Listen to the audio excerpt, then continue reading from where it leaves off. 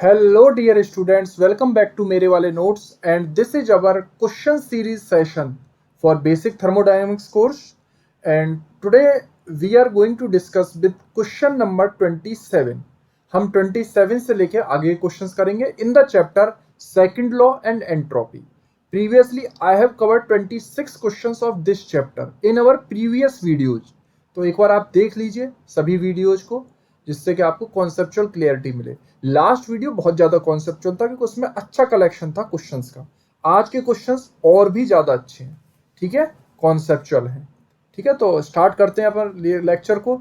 इसमें बोला हुआ है 2 moles of oxygen are mixed adiabatically with another 2 moles of oxygen in a mixing chamber, so that final total pressure and temperature of the mixture becomes same as that of individual constituents at their initial state।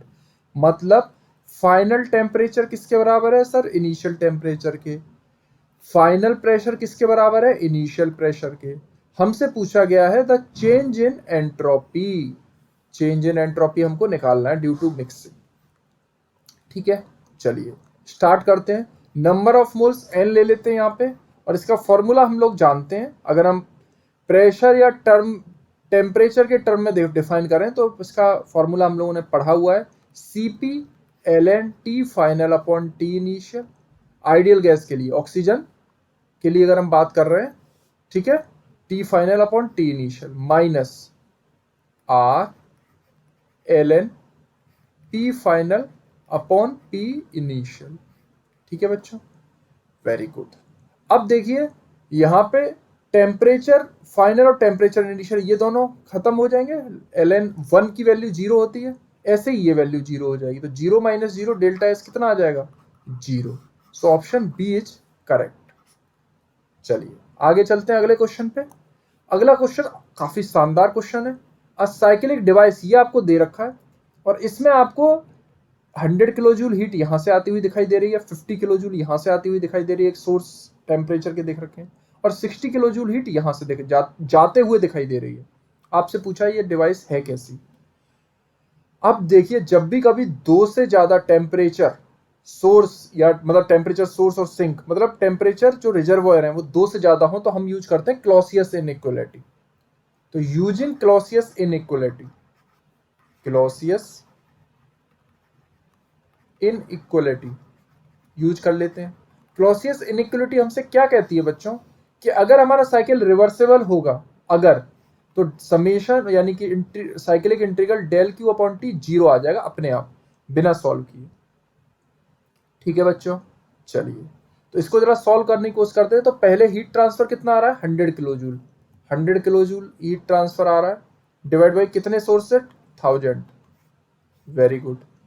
Plus heat transfer कितना है? 50 kilo joule जो आ रहा है अंदर की तरफ, 50 divided by कितने source से आ रहा है? 500 केल्विन से,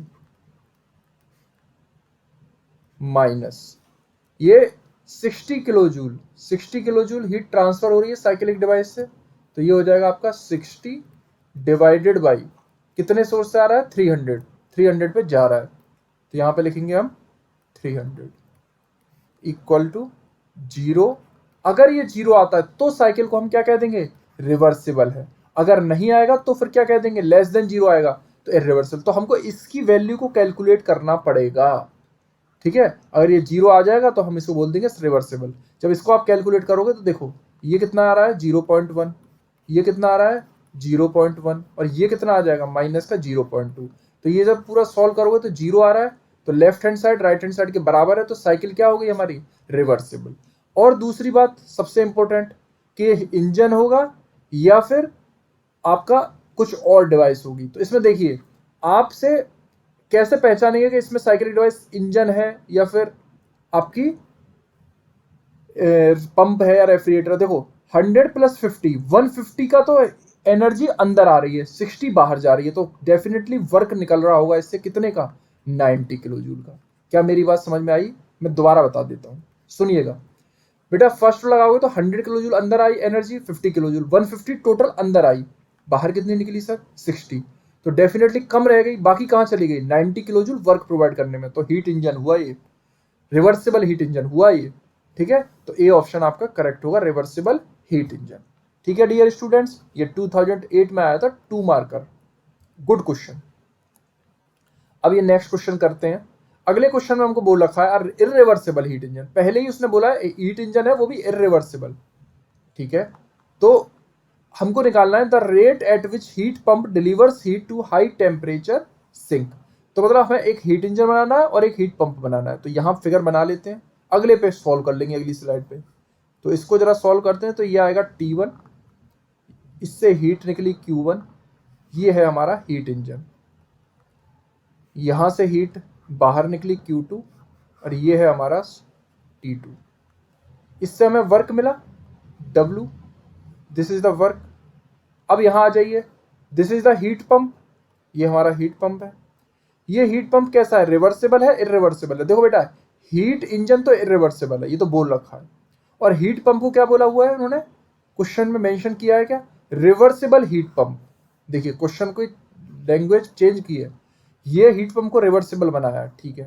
हीट पंप की कैसे वर्किंग होती है, इस तरह से होती है। वर्क लेता है, कितने टेम्परेचर से ले रहा है, इसकी वैल्यू भी दी हुई है 290 केल्विन, क्योंकि देखो 17 डिग्री सेल्सियस है और 75 को केल्विन में कन्वर्ट करके जब भी तो यहाँ पुट करोगे, तो ये जब केल्विन में कन्वर्ट करोगे तो ये आ जाएगा आपका 348 केल्विन, ठीक है।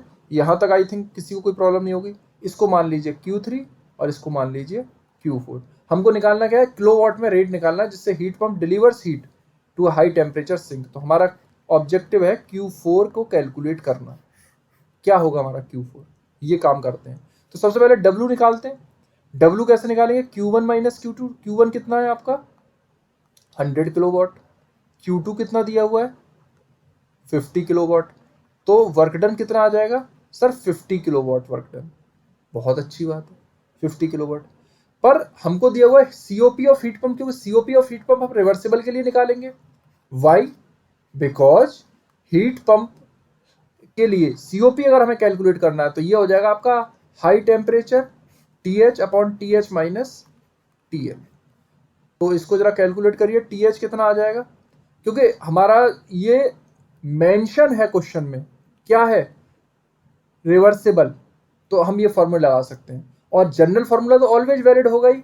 जनरल फार्मूला क्या कहता है सर, कि डिजायर्ड इफेक्ट क्या होगा Q4 अपॉन वर्क इनपुट। तो ये तो जनरल फार्मूला तो वैलिड होगा। हाई टेम्परेचर सोर्स कितना दिया हुआ है आपको, हाई टेम्परेचर दिया हुआ है 348, तो ऊपर लिखेंगे 348, ये दिया हुआ है क्वेश्चन में। नीचे हो जाएगा 348 माइनस लोअर टेम्परेचर कितना दिया है 290 केल्विन, तो ये हो जाएगा 290 केल्विन इक्वल टू Q4 की वैल्यू Q4 रहने दीजिए। वर्क डन आपने निकाला हुआ है एनर्जी बैलेंस करके, कितना आ रहा है वर्क डन 50 किलोवाट।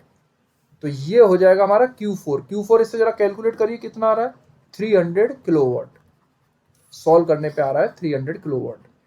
बेटा क्रॉस मल्टीप्लाई कर लीजिए, आपको 300 किलोवाट मिलेगा। देखिए 300 किलोवाट सी ऑप्शन, तो C option is right as an answer. चलिए आगे चलते हैं, इसमें कोई दिक्कत नहीं है, अच्छा क्वेश्चन था। अब ये है मोस्ट कॉन्सेप्चुअल क्वेश्चन, इसके बारे में हम बात कर चुके हैं already. If a closed system, underline the word system. बेटा सिस्टम के लिए मैंने अब लिखा चुका हूं, is undergoing an irreversible process, the entropy of the system पूछा हुआ है हमसे।